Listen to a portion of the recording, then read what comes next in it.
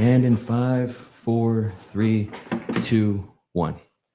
Hey guys, you're listening to another episode of You're Human and I'm Dakota Meyer, episode 30.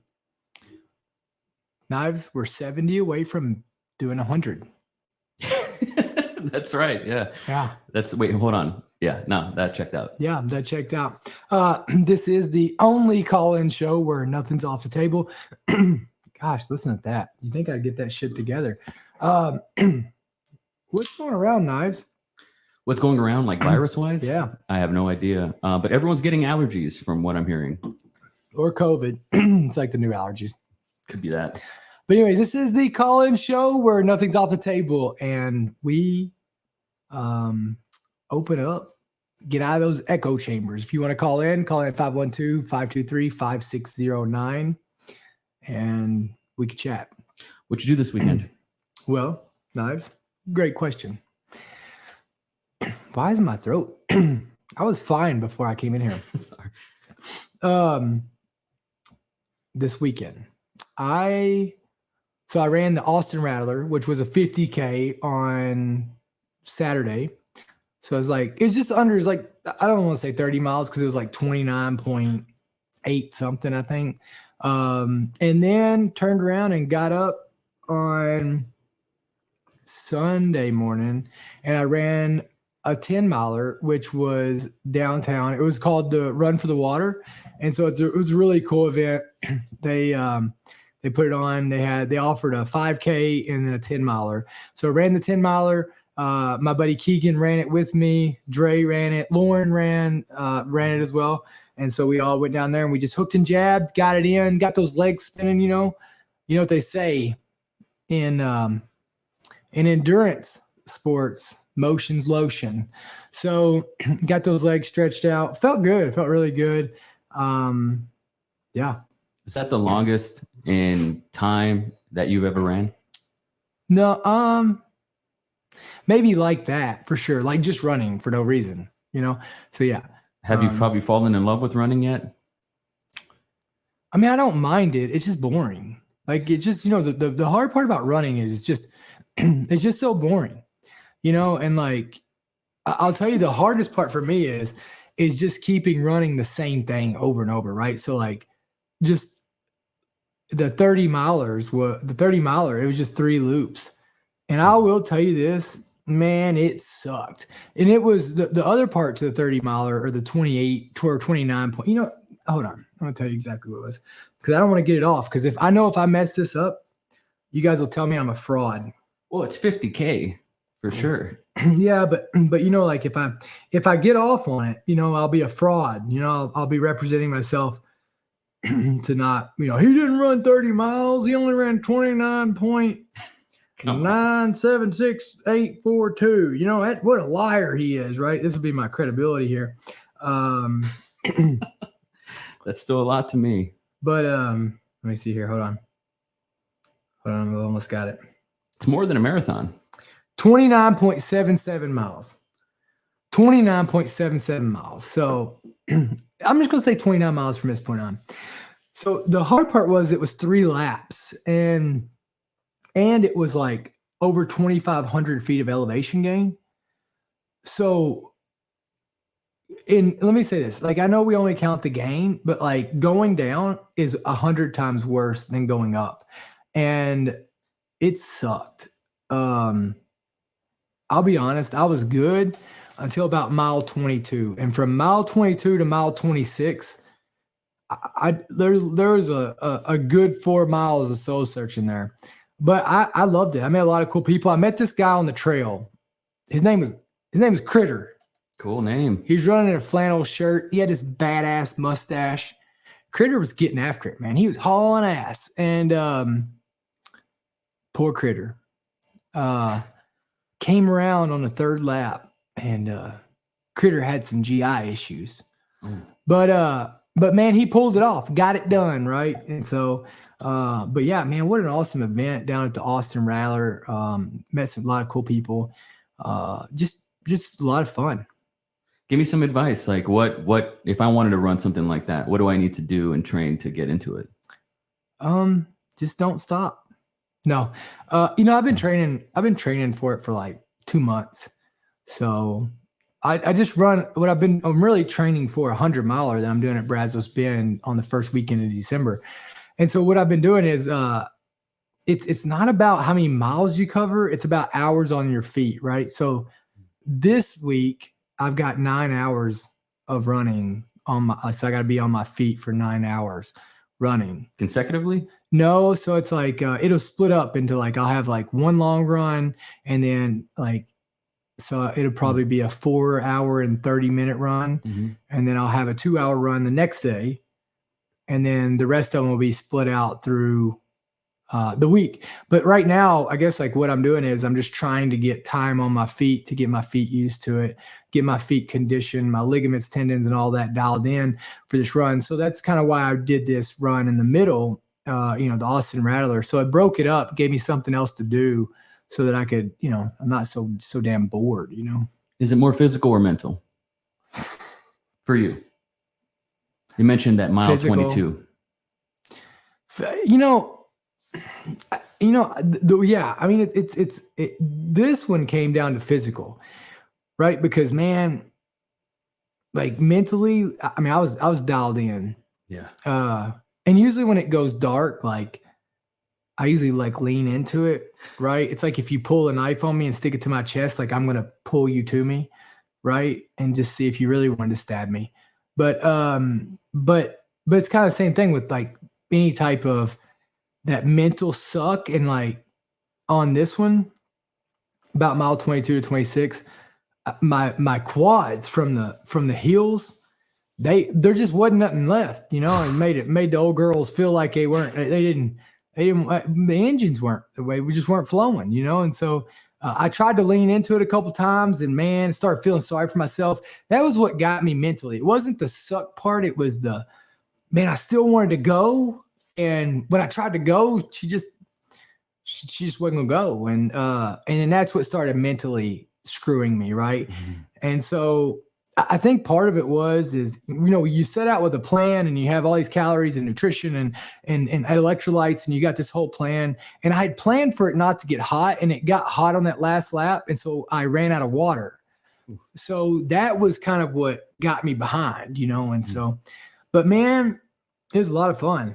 Talk to me about the darkness. Like, what is that like? 'Cause when I go out and I'm doing cardio, I'm cheating. I'm listening to a YouTube video, a podcast. David Goggins says that's cheating. Yeah, I didn't listen to nothing. Didn't listen to nothing. So that boredom, yeah, it makes sense. Tell me about the darkness. Like, what is that?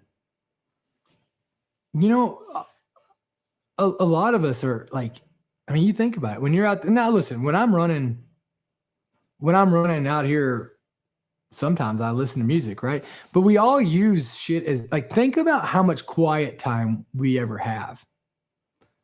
People don't like quiet time. People always want something distracting their mind. And then they wonder why they can't shut their mind off to go to bed. You see a lot of people struggling with not being able to sleep. And it's like, it's the one should be quiet time of the night. And so, I don't know, man. I think that everybody's looking for a distraction to get away from the pain. That's why medicines became so, pills of, just taking a pill for everything became so, people just want a distraction. They want to be numb from the pain. They don't want to feel the pain anymore. And that's why people get so fucking weak. You know what I mean? But yeah, like I'm not good at running. I can go do shit that I'm good at all day long. It's easy to suffer in shit that you're good at. But it's even harder. It's hard to suffer and not only suffer, but to suffer in shit that you're terrible at and shit that you hate. That's a whole other level, right? And without distractions. And man, I didn't have a distraction. I didn't listen to anything the whole time. Either run, didn't listen to anything. It's just me, the trail, my friends, other people running with me.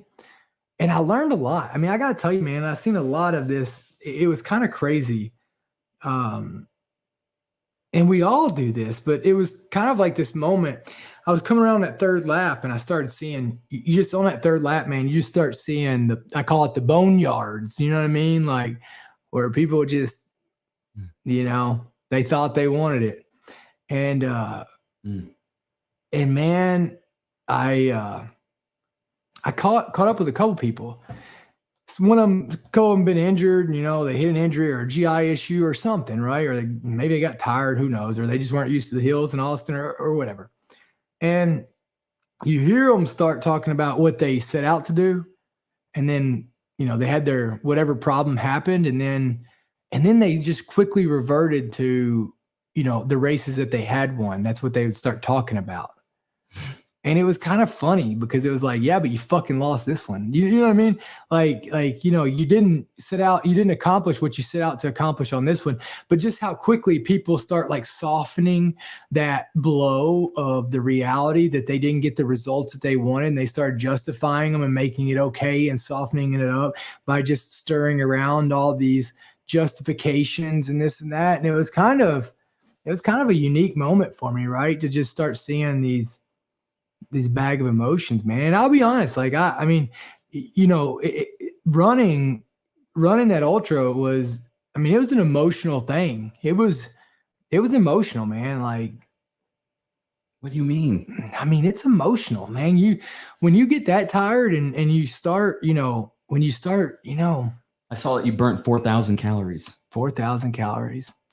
Yeah, man. You know, but when you start getting there and you do shit that, you know, when it all starts to come together and you realize that, man, nobody's getting you back. Nobody's going to take care. Nobody's going to finish this for you. Like, it's on you, man. And honestly, you're going to finish it because you wanted to finish it, but nobody's going to give a fuck about that you finished it. And it's like, man, it's such an awesome thing in life. It's like your goals, man. You know, it's the epitome of how you should live your life. You should set the goals that you want to do, and people can understand it or they can't. Or why do you want to run 30 miles? Like, literally go out and run a race and listen to all the people. Why do you want to run that far? Or listen, all the jokes. Somebody chasing you. I mean, it's like your grandpa. You know what I mean? Oh, why would anybody want to run that far? And it's like, what's that, sir? Is it on your phone? Is it on my computer? It could be. I've never heard that before. Me either. Sounds like the phone calling. It's not. I don't know what that was. Is it on, go look on my computer. I'm looking at it. I don't see it. Nothing's popping up. No. Ain't on my phone. Oh, strange. Weird. Very weird. So you had like grandpa jokes. Yeah, I mean, like, you know, you want to hear everybody's comments. You know, why are you running that far, man? What's got into you? What makes you want to do that? And it's like, man, I want to run it because you fucking don't. You know, it's like, it just kind of, it's just so many lessons to be learned on it, right? Like, it sucks. It gets to the point to where it sucks. It's fun in the beginning. And then, man, there's a point that it gets hard. And then, like, you gotta, you know, and then you start thinking about it and you're like, wow, like, you start questioning yourself. Those thoughts come in like, what the fuck are you thinking? Why are you wasting your time here doing this? I mean, all these emotions start hitting, and it's like, it's kind of cool because it's kind of like a detox of emotions. It's like, you know, you could quit right now. Nobody's making you do this, and nobody's going to give a shit. And honestly, people would be okay if you quit. People would be like, man, yeah, it's a hard race. I couldn't do that either. And it's like all these things, like, you have these opportunities of decisions that you get to, you know, these crossroads of emotional decisions that you get to choose. Which are you going to take? Are you going to take the bait, or are you going to keep on the path that you chose to be on? And man, it was just, running that 30 miler was emotional. Dude, I can hear you talk about that all day. And then you signed up for 3.5 of those. Yeah, man. You know, like the first lap, man, you just start out and it's kind of the first lap. I didn't know what to think about a race. I mean, I don't do this shit, right? I mean, so you put your little you got like a little station where you can swing in. It's almost like your little pit crew, right? So you put your little, I guess I'd never seen this, but you put your whatever you're going to take, your nutrition, right? Mm-hmm. So you put that in like a cooler, and it's right past the finish line. So it's almost like you stop in, you need to get you a fresh set of tires or something at the NASCAR race, right? And so I set that over there, man. took off just running. I love Reveille Peak Ranch, beautiful place. Vol, really an awesome place to do it. Beautiful, probably one of the most beautiful places in Texas. And out there running, tons of people around, and everybody's motivated. And I started kind of in the back. And so, you're trying to navigate around all these people on this single lane trail. And, it takes you the first 3 miles is nothing more than trying to navigate, trying to get into a groove. Right. And so you waste a lot of energy navigating that piece. And then, you kind of lock in, and it's like a flow. You try to figure out where you can go and where you can't. And the first lap's tough because you're having to learn the trail, right? You don't want to, you're trying to navigate the trail with your heart rate. You don't want to blow it out, and energy management and all this. And then, you come around, and I felt good, man, on the first lap. I see all these people swing over into their, they're going to pit on lap 1. And I was like, no deal. No dice here, baby. I still got plenty of water, and I got my goose, and I'm heading on, to try to get ahead of them. And so hauled ass, man, and then came around on lap 2. I was feeling decent lap 2, but I knew I could feel like the carbs in me. I could feel my energy level starting to drop, and I was like, I better get a little bit of fuel. So I swung in, no, you don't have a pit crew at this one, but so nobody's holding my flag up, but swung in, got me a new set of tires, got me a Crustable, and I slammed 2 things of pickle juice, just to help with make sure I didn't get any cramps. And then I just kicked it. And man, I got to tell you, I got about, I hit lap. So I come in about 19, I think I hit 19 miles. I was just right under 20 miles whenever I started that second lap. And about mile 22 and a quarter, dude, I was hurting. I was hurting. And it got emotional from there, man. I thought I was going to have to walk the whole thing. And then I got my shit together again, got my mind back together, got some nutrition, got me dialed in, and, just kicked it again. And it was just about that fight, man. And I'll be honest, I learned more in those 4 miles than anything else. Those 4 miles taught me more about myself than anything else. And it was awesome, man. It was awesome. That's so cool. I love just living through it vicariously through you, man. Like, that just sounds so rad. I've heard all these podcasts about people who were crazy enough to do it, and then to see that you did it, it's just like, it makes it so real to me. Well, we got this 100-miler coming up, and this was kind of like a data for the 100-miler of like, hey, what are we going to do about nutrition? How do I need to set my shit up for, whenever I come in on these laps? And we got a lot of good data, got a lot of good setups. And so we're really, really using this data to dial it in for that 100, man. And you talk about, I look forward to, man, the 100's going to suck, but man, I look forward to it. Hey, it's Dakota with Your Human Podcast. Dakota, how's it going? Good. What's going on? Oh, man, first call. Can't believe I got through. This is Paul up in Maine, former Marine Sergeant, 95 to 2000. Hell yeah. What's going on, Paul? Oh, shoot, all kinds of stuff, man. I'm up here in Maine, pretty much just living my best life, raising my kids, loving every single second of it. Hell yeah. Trying to stay strong and healthy and get stronger and healthy every day. Love talking to you. It's such an honor. Just wanted to tell you that. Thanks, man. Second of all, what I was calling in to spitball with you about is I'm living up here in Maine, and as you know, we just had that mass shooting recently, and I actually live in the town that borders where it all went down. I take my kids bowling at that bowling alley that the guy shot up, and hadn't been to the pub restaurant, but it's right near there. And man, I just wanted to see what your thoughts were on all of the different opinions and this and that. You got extremists on both sides, and I mean, I have some like what I consider like common sense thoughts on it, but just wanted to see what you think. Yeah, I mean, first off, it's terrible, right? I mean, it's a horrible, horrible, horrible event. Yeah. But I mean, you know, it ain't, you know, you don't stop living, right? I mean, it's part of it. Right.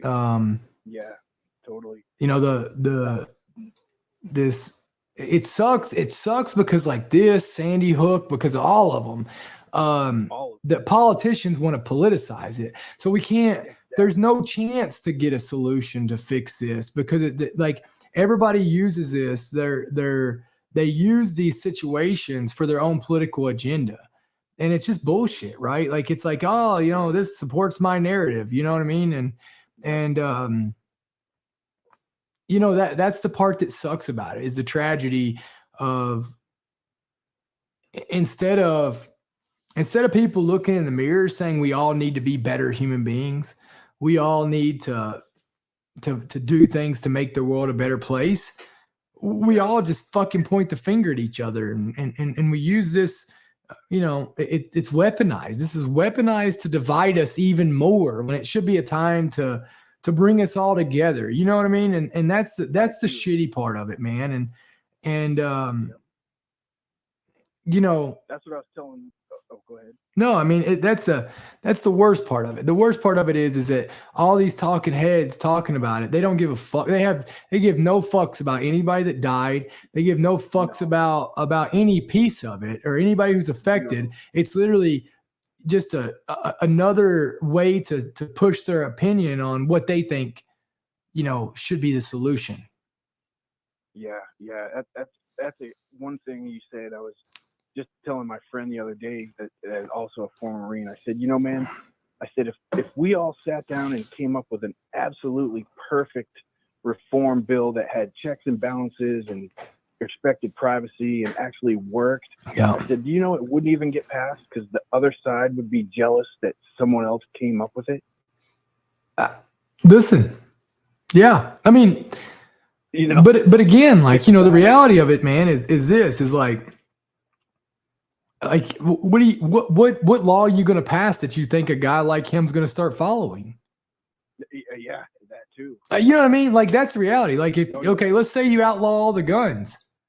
Well, he's just going to use a fucking hammer. What are you going to do? You know what I mean? And then you outlaw the hammers, and he uses a car, right? I mean, it's like right. Fucking evil people. I mean, I've seen motherfuckers. You can hear stories about guys who've made drill bits out of wood and would drill them into people's joints and break them off. I mean, people have been killing people since before guns and before weapons. Yeah, and then the Democratic national senator Jared Golden, he was a former Marine, combat Marine.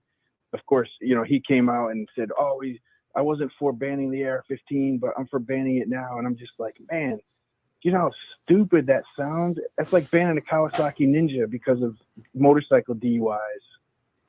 Yeah, I mean, we don't have a gun problem. We don't have a law problem. We got a fucking people problem, right? And until we all want to hold each other accountable to do the right thing. But again, you got to make doing the right thing.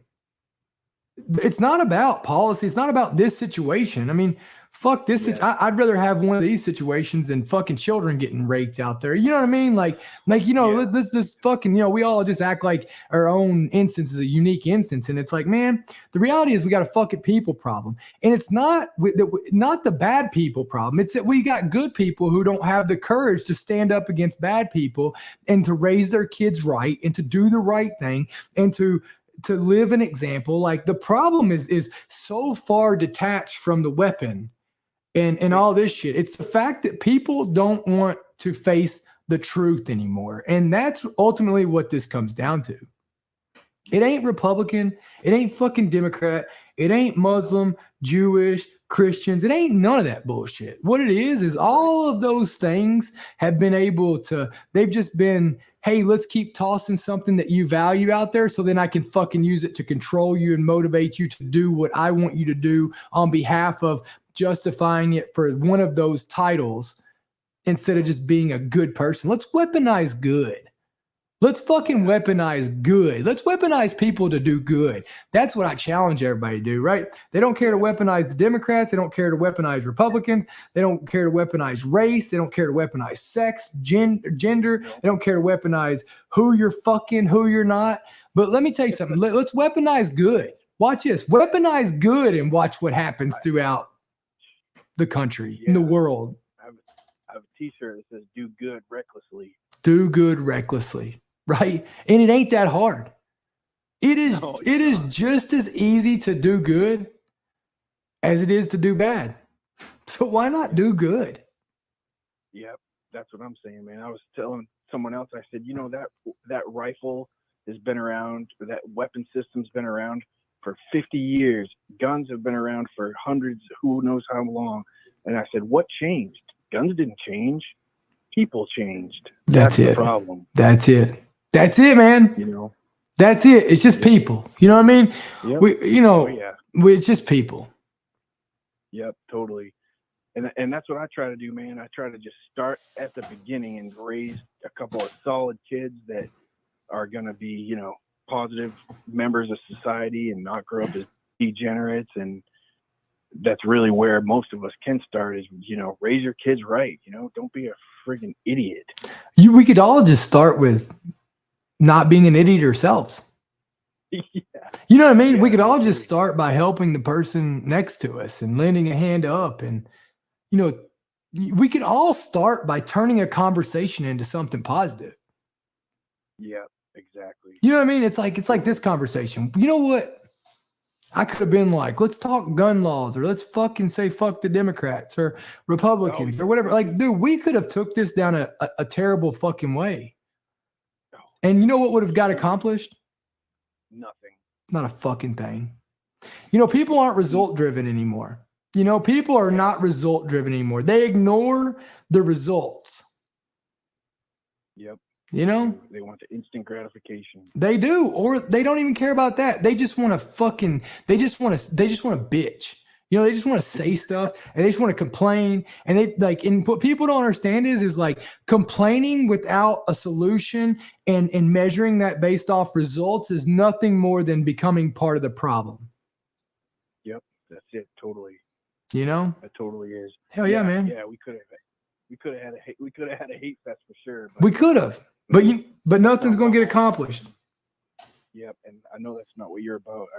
I really enjoy listening to your live session and your podcast and your books and you and a lot of other mentors that I have to just keep things in perspective and keep moving forward positively and try to make the world a better place and enjoy life because as you always say you only have one dash. And you got to try to own it. You better own it. You better fucking own it because we don't know how long it's going to be. That's right, brother. Yeah. Absolute shit out of me when I think of owning your dash, owning my dash. I'm like, oh yeah, I got to make the most out of today because I might not have tomorrow. That's right, man. That's fucking right. You know what I mean? And like, man, it's what it's about. So, well, I hope you get out there and you own it, man. I'm about to right now. I appreciate everything you do, and as always, it's awesome talking to you, man. I hope you guys have a great day. Hell yeah, brother. I look forward to hearing from you again. Take it easy. See you, man. Bye-bye. Bye. Man, what a good dude. What a cool dude who gets it. Not to put her on blast, but Eva on Facebook says doing good is not in people's nature. Nah, false. That's bullshit. That's bullshit. You know what I mean? Like, if that was the reality of it, people wouldn't exist. I mean, I don't care where you look. There's always more good than there is bad. And I'll tell you, no, I disagree with that. Yeah. Where do you get your optimism from? I mean, because you've seen some crazy shit. You have every reason to be a cynic. I do. I do. You're right. I don't know. I get it from the truth, right? All negativity comes from a lie. All negativity comes from and I'm not, hold on. Let me rephrase this. All negativity comes from the truth with an agenda. Right? Like there's not one thing. Like it's an agenda. It's agenda to fucking feel sorry for yourself. It's not the truth. It's not the whole truth. The truth is good. The truth is good, that there's good in all bad. Ooh, let's take it to some questions. And if you guys want to call in, talk to Dakota, episode 30, 512-523-5609. Give us a call. This is a sharp left turn. Why kangaroos? That was submitted on Instagram. Why kangaroos? Yeah. Great question. It started out as a joke. My buddy Brandon thought it'd be funny to get my girls a pet kangaroo for Christmas. Well, now I have 5. I just put new houses down there for them. And so now I'm a kangaroo farmer. You're kangaroo dad now. I am kangaroo dad. This is from IG as well. Why are tactical civvies so annoying? I mean, they're not annoying. I've never said that. You know what I mean? There's one video of me talking about how I don't think that people who walk around and carry guns and shoot on a range are the same or should be looked upon the same as the men and women who put on a uniform and go protect others, period. I've never said that they shouldn't wear body armor. I've never said they shouldn't shoot guns. I'm not Second Amendment or anti-Second Amendment, any of that. I've never said any of that. Yeah. What is something that you're really excited about building right now? So I've got a new product coming out called Dash Hydrate. It's the first time I've said it. It's the first time I've talked about it. It'll be coming out by December 1st. Knives is actually drinking it right now. So really, really excited about that, right? Like the whole concept behind it and it's going to be an awesome brand. It's going to be a fucking awesome brand. Talk to me about hydration. Like, do we have a hydration problem in this nation? Yeah, I mean, we do, right? I mean, look, everybody's walking around. Majority of people are walking around dehydrated. So to me, but it's more than that to me. To me, hydration. We always had this line in the military that said, hey, take a knee and drink water, right? Like for everything, you break your leg, take a knee, drink water, right? Like it was kind of like this thing. But when you look back at it, it was an opportunity not only for us to drink water, but to obviously hydrate like we needed. But it was also a moment for us it was kind of like that pause that you take a drink of water, like you think about things different, right? Instead of in the moment. So it's like one of these pieces. And then obviously, it's a healthy, it's called Dash Hydrate, life hydration. Think about that. Right. And I got the product we're launching with is going to be called your daily drinker. Right. And so, you could drink it all day long. It's good for you. No sugar.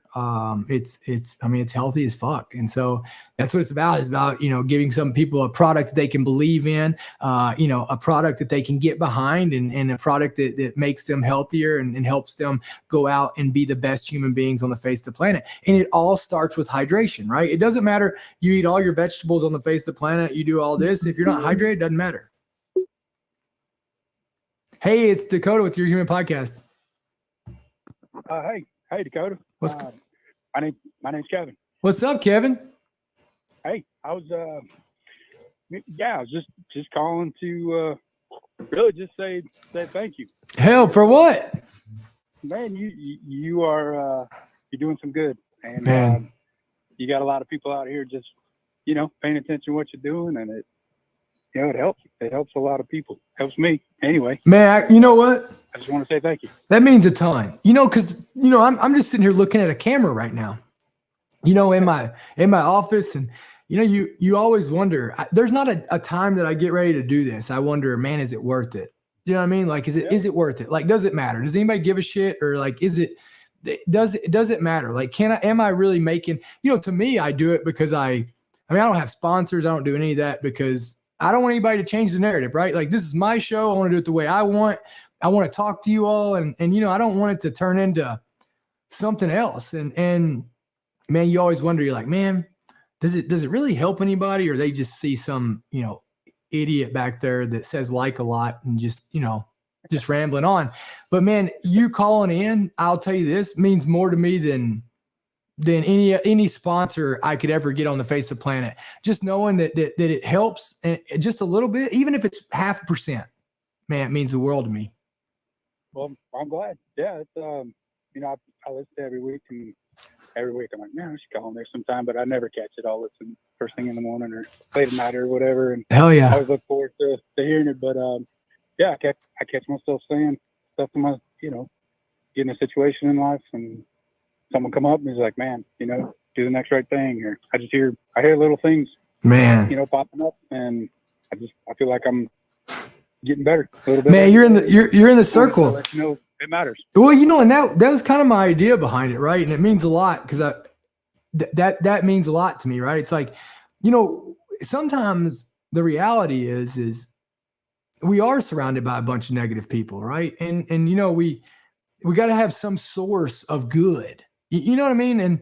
And like some source to be able to get positive, not only, like, I think it's important to hear other people's struggles, but I think it's also, important to hear how we can turn it into good. And you know what I mean? And like, and so like when we face those challenges and things like that, man, it matters. Like getting feedback from somebody like you, that's what gives it back to me, right? To be able to go out and keep pushing on. Like, I'm going to think about you, when I'm going to think about Kevin, next time that well, should I do this podcast? Well, fuck yeah. Man, what if Kevin it needs me today, right? I can't let that dude down. That's what it's about. Is about building that community of people that you don't want to ever let them down, Yeah. Well, yeah, I mean, that's just that energy and that attitude. It's rubbing off. Where are you at? I'm in Georgia. What part? Kind of north of Atlanta. Oh yeah. Canton, Marietta, Kennesaw, that kind of. Oh yeah. Marietta. That's there's a university down there, right? Yeah, they got schools here. Marietta is what it is, right? Yeah. There's a couple, small colleges, and it's a pretty big place. It's pretty crowded. Yeah, I knew that name, Marietta. I probably sound like an idiot to all Georgians. No, it's not the biggest place ever. Well, Marietta, like, think Lockheed, that kind of thing. Oh yeah, that is it. There you go. Yeah, that's probably the key there. Hell yeah, man. Well, I appreciate you, brother. I appreciate you calling in. Yeah, well, I just like I said, I think about it all the time, and it never happens. I was sitting here taking a break at work, and thought popped up. I said, "Oh man, I gotta just tell him thank you. Just I appreciate it. It's been fun watching you. I mean, it seems like you had your share of struggles, but it's cool to see a comeback story and just kicking ass and doing good, and it's some real good you're doing." Hell yeah, brother. Well, listen, I appreciate you so much. I appreciate you taking the time to call me today. Yeah, man. Thanks, man. Have a good day. Bye. What a good dude, Knives. Shout out to Kevin. What a good dude. What a good dude. Dude, you are an amazing human being. Why? There's so many two-faced pieces of shit out there who preach the gospel and just don't back it up. But you're the real fucking deal, man. Man, I don't know about all that, but I got my faults. But man, I tell you, like I don't know, man. I take it serious, right? I do the best I can. I take it serious, and I try to learn. I try to get better, and there's that's all. I think that's all you can do, right? I mean, I think that's all you can do is try to make the world a better place. Try to stick to those. Try to stick to the. You can stick to. Think about this, Knives. Like laws are nothing more than societal standards, right?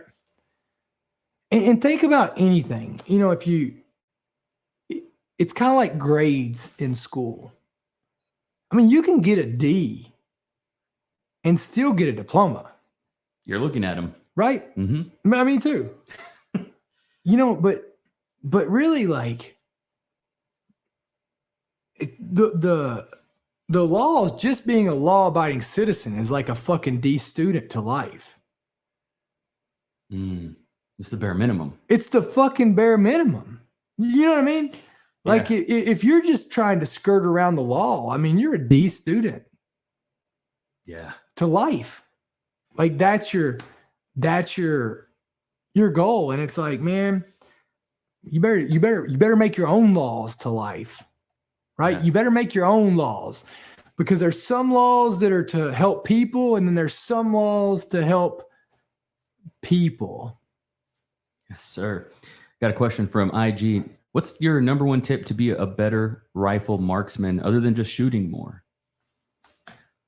Shooting more, right? Shooting more in different conditions. It's all repetition.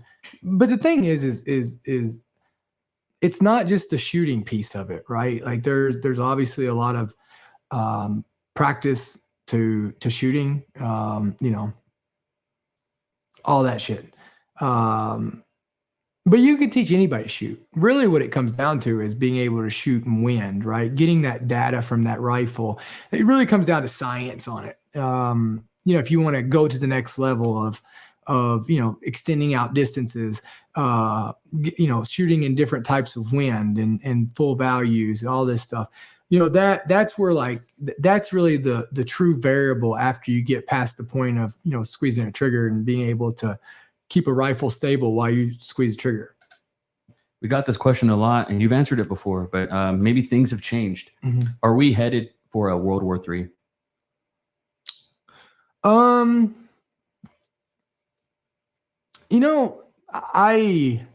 we headed for a World War III? I mean, maybe. I don't know. In a way, I think so. In a way, I don't think so. Right? It's not. I don't know. I mean, I think. Look, here's what I say: is if Iran gets involved, we're going to World War III. Another question regarding war. Do we need a new war? Yes. Yeah, that's the reality of this is in Dakota's opinion. I guess we'll pause on that. Hey, it's Dakota with Your Human Podcast. Hey, how you doing? Good. What's going on? Dylan. This is Dylan. I'm from Baltimore, Maryland. Oh, awesome. What's up, Dylan? I just wanted to talk about this conflict in the Middle East. Oh, yeah. What's going on? Well, I just wanted to talk about the situation with Gaza and Israel and how the mainstream media is trying to frame it. And I just see so much hypocrisy going on both sides. And I usually tend to fall into the right side of the spectrum, more of a conservative. But this time, I don't really follow what the conservatives are saying.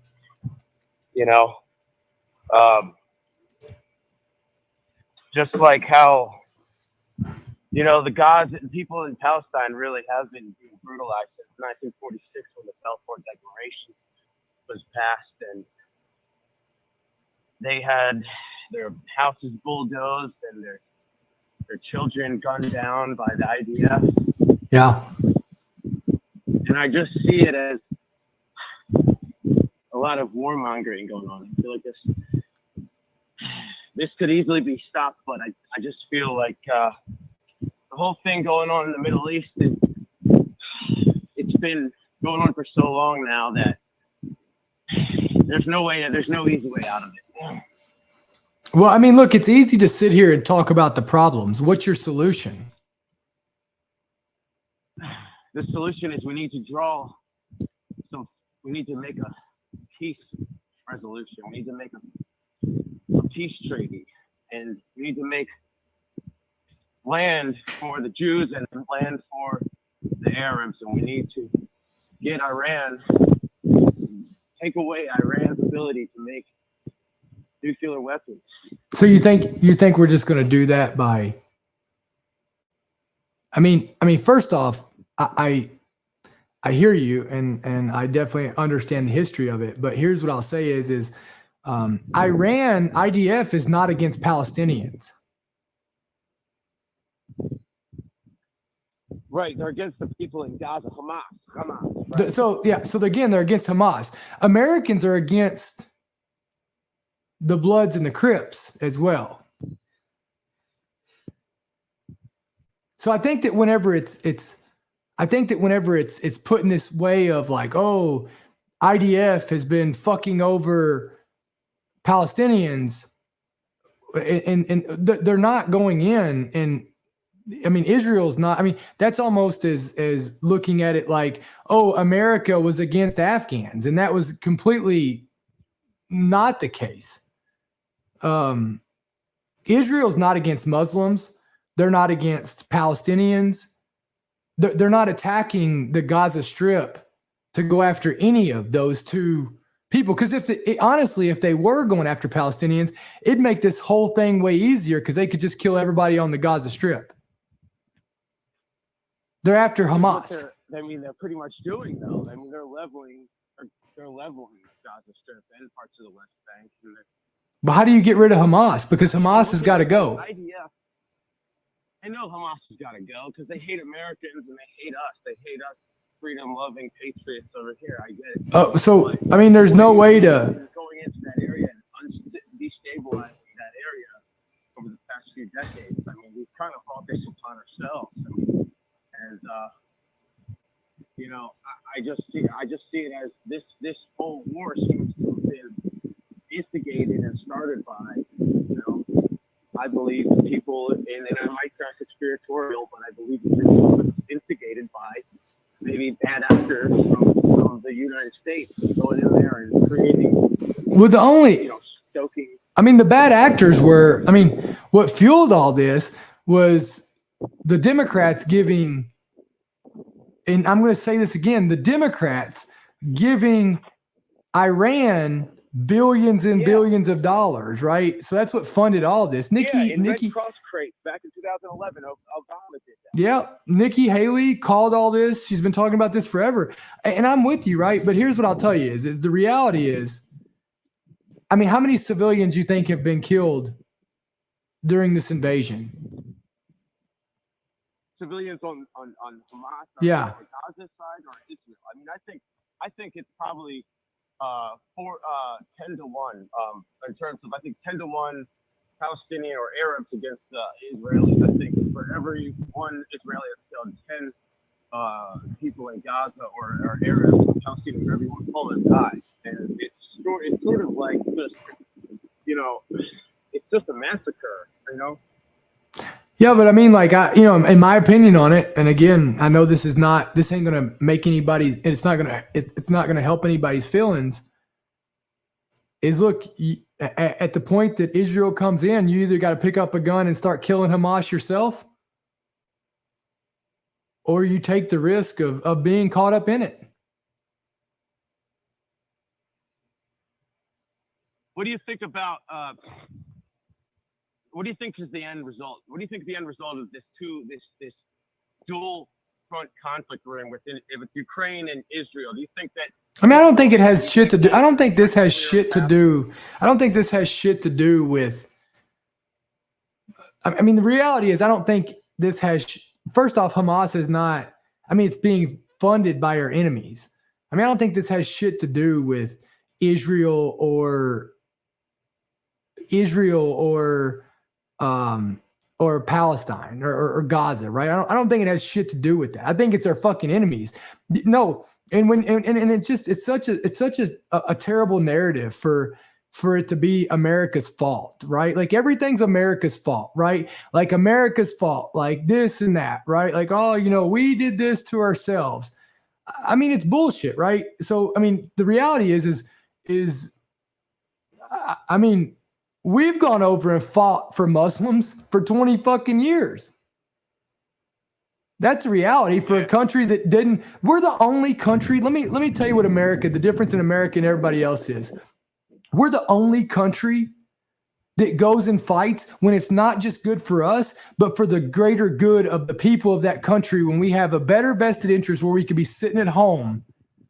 If we only worried about what fucking affected us, we'd only worry about Mexico and we'd worry about that piece of it. But we go across, there was nothing for us to win in Iraq and Afghanistan. I mean, if those countries came out flourishing, we didn't even take the fucking oil though. I mean, that makes that like, that's the narrative. It's bullshit, right? The reality is China and Russia and Iran, those three fucks right there are doing all this to destabilize us. They tried to get us reeled into Ukraine. We didn't get sucked into it, thank God. So now they know that Israel is one that we will defend till the end of fucking time. And they know that they've got about a year to either get us sucked into a war, or they have a potential of somebody coming back in and becoming president that's not going to put up with any of their bullshit. And so they've got to get us drug into something right now. And China hopes that we get drug into it. So for the sheer fact that they can take fucking Taiwan. I mean, that's the reality of it is that we're Taiwan for their, their chip factories and all that for technology. Let me ask you this. I heard that during like 20 years ago, the United States or the CIA partially funded or created Hamas to get rid of Yasser Arafat. And that was one of the main, we kind of opened up that Pandora's box back in like the early 2000s or mid 2000s. And we funded Hamas to get rid of Yasser Arafat, which they did. But yeah, I mean, look, the United States of America also built the nuclear bomb in order to win World War II, but now it's also everybody else has got it and it could be used against us, right? So, I mean, you know what I mean? Like, no matter what, because we are the superpower and because we do good, we're kind of like the cops, right? Like, nobody fucking wants us there and everybody wants to blame us for everything until they need us. Yeah, like the world police, like Team America, that's a great... when America is strong, the world hates us. When America is weak, the world suffers, and you're seeing that right now. Yeah, I agree. I mean, look, I just think that if we keep sending troops over to both countries, we're going to weaken ourselves here in the United States. We need to protect our own borders. I just think that, it's a necessary evil maybe, but at the same time, I think we're spreading our troops and our capital and our military resources very thin, because what if there's, now the FBI, the DOJ is warning of possible attacks on our infrastructure, cyber attacks. And it's just like I don't know. I just wanted to call in because I wanted to get my thoughts. Yeah, I hear you, man. But here's what I'll tell you is listen, do you remember back whenever let me put you at peace here. You ready? You remember back before the 2020 elections, it started out as the bombing. Whenever Trump killed that fucking guy, Baghdadi. Yep. Yeah. And then Trump killed the Iranian headquarters guy or whatever the fuck he was. He smoke checked him with the drone. And then remember, it was always, well, we're on the verge of World War III. I mean, and then it turned into something else. And then it was something else. And then finally COVID stuck, right? So, dude, we're on the same timeline as this is the media trying to fear monger. The only real war is the United States of America, our citizens and our peace of mind against the media and the shit that they're trying to say. Yep. I agree. And all this victim consciousness they're pushing around anyway. I just want to call it. I got to go, but good talking to you. Appreciate you, man. See you. Bye. Ooh, that was crazy. But you guys did talk about a few things that were going to come up anyways. Yeah. Questions about Israel and the war and everything. So we were kind of on that. Do you want to tie that up into a bow? I just think it's like people are worrying about shit like, oh, what we all of a sudden have to start, the FBI. So we're going to start listening to the FBI to know that we have enemies now. Like, whoa, you know what I mean? It's no different than anywhere else. It's no different than it's been. I just turn the fucking TV off and worry about the problems you got in front of you. You know what I mean? Get off the internet. Go out, look, see what problems you got around you. Your water bill's due, pay it. You know what I mean? You got to go to work, go. None of these things matter. And if people would turn that shit off, you'd stop hearing about it because they wouldn't be getting any attention and selling ads. I got sucked into it too, man. I did a lot of my, oops, you got a call. Hey, it's Dakota with Your Human Podcast. Hi. Hey. How are you? I'm good. How are you? Good. I have a question. Okay. I'm recently engaged to a soldier, and Congratulations. he is deploying. Thank you. He is deploying. We just found out. He just got his orders, and this is all new to me. Yeah. How can I best support him?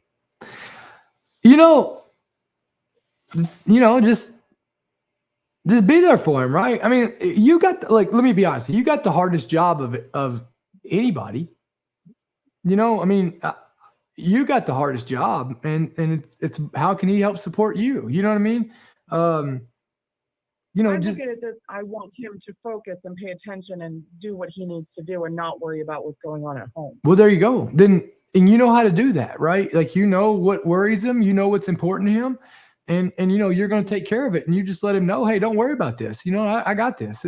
I'm doing my part. You're doing your part. And that's good. Right. And so when he calls, I'll tell you, this is probably the biggest thing that I could help on is when he calls,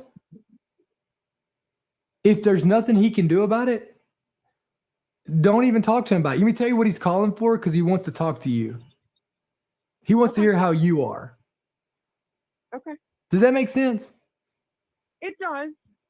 And it's hard. It does. I want to be there for him no matter what. Listen, you are. You're gonna help him keep the home front down. He's good. Listen, let me tell you what you give him. You give him something to look forward to and a reason to return. Okay, I can do that. And that right there is the most important thing that you can do. Okay. You're a rock star. You know that? I'm old. This is new to me. We have kids and a mixed family, and I'm just nervous. Yeah, and rightfully so. And look, this is the reality of it. And we all talk about, the men and women who wear uniforms, but man, serving our country is a family business. And you see that just like anybody else. And proud of you. Yeah, well, we're proud of you too, though. Well, I appreciate that. He does tell me that. Yeah, he couldn't do it without you. You know what I mean? We couldn't do it without you.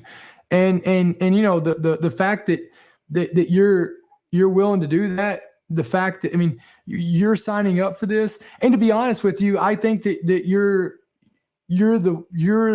the epitome of what the greatest part of America is look, I mean, he's got a contract, you don't. And then the fact that you're standing there and you're helping serve this nation just as much as he is. And we appreciate you. Oh, I never looked at it that way. Thank you. I appreciate that. Yeah. Well, thank you very much for all that you do. All right. Well, thank you so much. I hope you have a great day. Thanks. You too. Bye-bye. Bye. That is what it's all about right there. That's what it's all about, man. Got a couple of questions that we can jam in there. Okay. Is the Dak Savage your favorite flavor? Duh. I knew that was a no-brainer. I didn't understand this one. Will 0317s make a comeback? Well, that's snipers. Mm-hmm. I mean, I don't think that they're going anywhere. I've talked about this a bunch of times. I think it's all good. I'm very inspired by the way you kick adversity in the ass. How do you do it so well? You can either kick it in the ass or it'll kick you in the ass. And the last thing I'm going to do is get into the negative cycles of it and give it more legs and more power than what it is, because that's harder to kick its ass when you give it more power than what it really deserves. And so that's kind of my mindset on it. Got a question from Brett on Facebook. Love the message. Love to see you grinding. What would you do or say to encourage a guy on your crew that would often rather do his own thing than to do what the rest of the guys are doing on shift? Man, I jump in and let him come up, like, do his thing. You know what I mean? Whatever he's doing, jump in and do it with him. Maybe he's doing it better. So make him feel included. How do you find your purpose in life?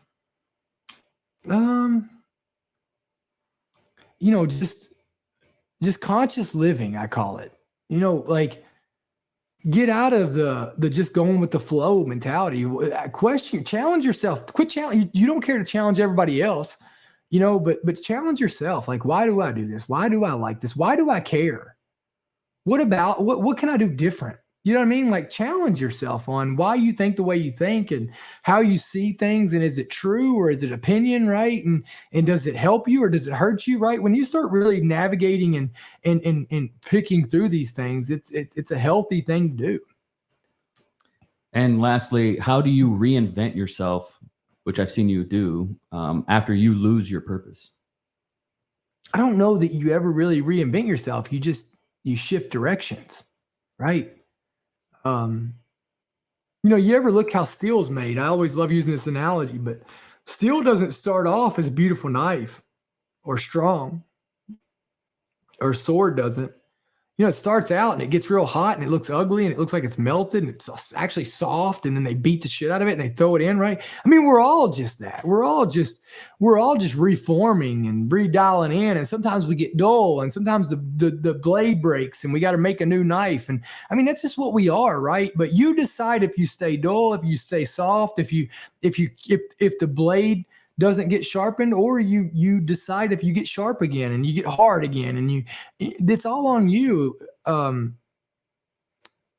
But you can either be a blade that's in a case that's never used and you look perfect and you never, after you got hard, you're never used again, or you can stay out there and you can be remembered as a blade that has all these dents and all these stories amongst them that people talk about and that kept getting sharper and sharper.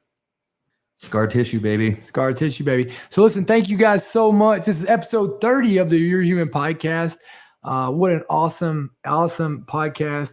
Love you guys so much. Appreciate everything. And I hope you all have a great week. Keep owning it.